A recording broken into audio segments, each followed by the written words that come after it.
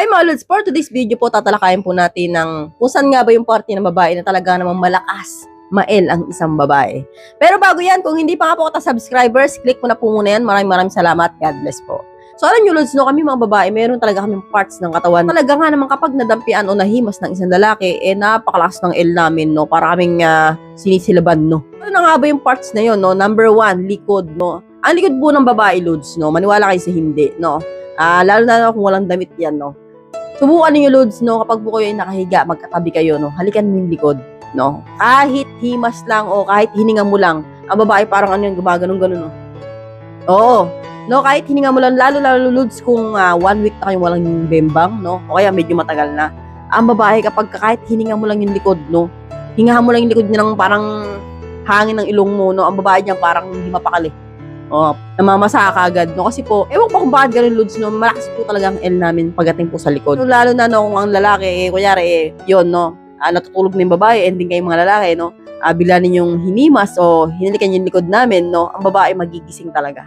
So, proceed na tayo agad sa number 2. Wet po. So, ito po, Lods, yung isang parts ng katawan ng babae na talaga nga naman kapag nahimas mo, no? Kaya naman talaga nga minasahi mo, ang babae dyan, parang parang asong ulol na hindi mapakali, no?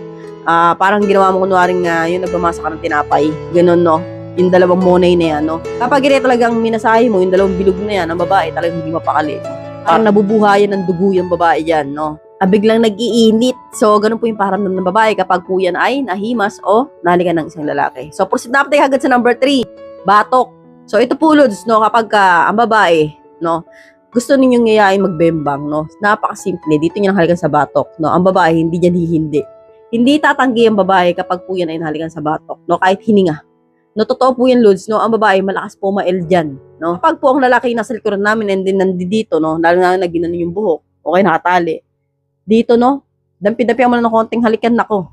Ewan ko lang kung hindi yan bibigay sa'yo, no? Totoo po yan, no? Yan po isang kahinaan ng babae pagdating po sa bembang. So, kaya po, napaka-importante kayong mga lalaki, marunong kayong dumiskarte kung paano yayayain ng isang babae nang hindi siya ma-offend o hindi kayo magsasalita ng bembang. So, hanggang dito na lang po tayo mga Lods. I hope you learned something in this video. More videos to come. So, stay connected and see you again to my next video. God bless. Bye-bye!